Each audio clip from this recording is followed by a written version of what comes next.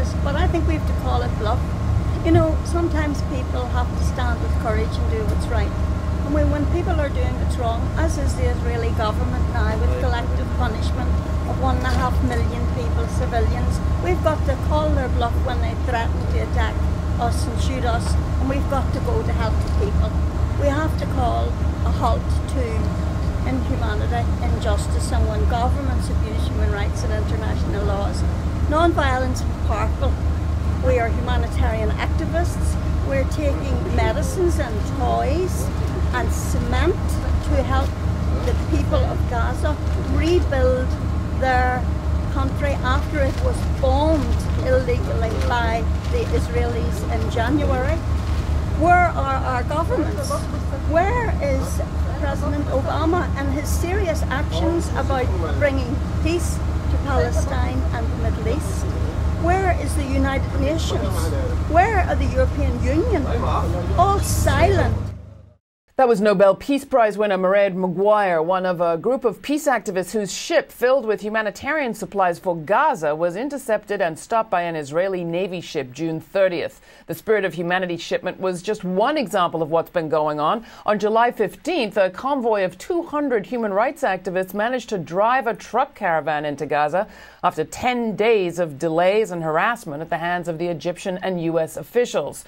From the streets of Tehran to the streets of Honduras, we often see people physically protesting what's happening in their own societies. But what happens when you're protesting the behavior of another country's government? The stakes are pretty high.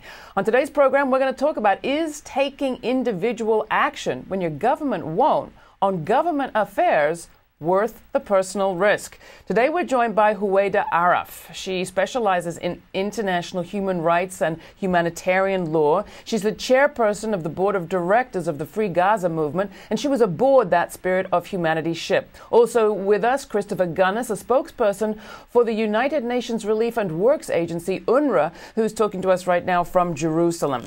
Let's start with you quickly, Huwaida. Why? Why do activists right now feel that they need to be taking aid to Gaza? What's the problem? Well, first of all, I should say that it's not just about taking aid to Gaza. It's about protesting the policies that leave the Palestinians in need of humanitarian aid. That is the problem. If it was just aid, like many aid organizations around the world do, they try to deliver aid to Gaza. But when you don't address the policies, then Palestinians will be in need of humanitarian aid for the rest of their lives. So that's not enough. But Israel's not letting aid into Gaza, and that's a fact. I think Christopher will be able to tell you more about the statistics of what Israel does let into Gaza. But basic necessities, when people, my colleagues in Gaza tell me basic things, they can't even get in paper, school supplies, ink, books. We have a Right to Read campaign to collect books because the university libraries are empty. They're not allowed to bring in books. And this is not to mention the thousands of other items like medical supplies, cancer treatment, oxygen, and the list goes on and on and on. Well, for more of the data and for the statistic that you mentioned, let's go to Christopher and just remind people quickly why UNRWA is there in the West Bank and Gaza. What's your job, and are you able to do it right now? We are there to bring relief and social services. We have 10,000 staff in Gaza. They have two main responsibilities. One is to do emergency work because, as we saw during the recent conflict in Gaza, there was a need to carry on with food distributions, to carry on with primary health care, to try and assist with the needy, the displaced. About 60,000 people took refuge in UNRWA facilities during the war, and we had a mandated responsibility to bring emergency relief to them. But it mustn't be forgotten that UNRWA is also about human development. We have 221 schools in Gaza. We educate on a daily basis 200,000 children in Gaza. And we like to say that in spite of the blockade, we do hope that we can, through our human rights education, for example, in Gaza, through the Summer Games program that we have at the moment, bringing fun activities, beach activities, recreation activities, and of course remedial education to 240,000 people in Gaza, we like to think that we're giving some kind of hope for the next generation. That's what UNRWA stands for in Gaza. So why do people need to be trying to bring aid to Gaza by boat, by road, any way they can? What's the problem? Because for the first time in human history, an occupied people are being subjected to one of the worst embargoes in the history of trade relations. That's to give it some kind of historical context. To give it another kind of context, imagine a city in the United States with about 1.5 million people in it, with a fence around it, and 75 trucks of aid going into the city every day. That's what Gaza faces. That's the reality of life in Gaza. There's not just the physical reality of the blockade. 58,000 homes were destroyed during the offensive, and we can't get building materials to rebuild those homes, so people are destined to live in a state of abject destitution while the blockade persists. That's the physical side of things. But then, of course, there's the psychological side, where incalculable damage has been done. When I was last in Gaza, I was talking to someone whose child had stopped talking because of his friends and his brothers and sisters being killed in the Israeli offensive. So, you know, one talks about the physical reality of the blockade, that's one thing, an act of human existence is being affected, but of course there's the psychological aspect, and that's what disturbs us most in UNRWA, that hope, dignity, prosperity, stability for the next generation has just been reduced to rubble. Now, Huwaida, you've been active in Palestinian affairs for a very long time, and you've taken various different strategies at different times. There are a lot of people who thought that by electing a new administration, by seeing the first African American in the White House, things might change in Washington. What has and what hasn't changed in Washington, and why not just petition Congress? You know, yes, we were hopeful, and we can still stay hopeful and work on the Obama administration.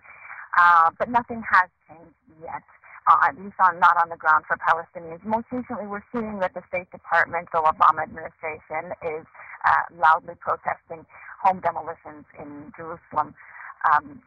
This is a common practice for Israel. It demolishes hundreds of Palestinians' homes per year, saying that they're illegally built. But the fact of the matter is Israel does not give Palestinian building permits in order to be able to build. This is an effort to push them out, or otherwise known as ethnic cleansing. Now we see the U.S. policy for a long time has been against settlements, because settlements are a violation of international law. They constitute a war crime. And therefore, you know, on paper, the U.S. has always been against settlements, but they've never done anything about it. Now we're hearing Secretary Clinton voice actually pretty loudly their objection to home demolition and settlement building, and this is important. We hope that we can continue to build on that. But what about the blockade? The blockade has also been condemned internationally and is seen as a violation of international law. What is the action there? And actually, the term blockade is very mild and really inaccurate, because what we really should be calling it is hermetic closure and collective punishment, because Israel occupies Gaza. It controls Gaza by air, sea, and land. Palestinians cannot get out. That's also something that most people don't know. We have hundreds of students trapped in Gaza that cannot leave in order to pursue educational opportunities abroad. They have scholarships. They have been admitted into prestigious universities, and they can't get out. Israel won't let them out.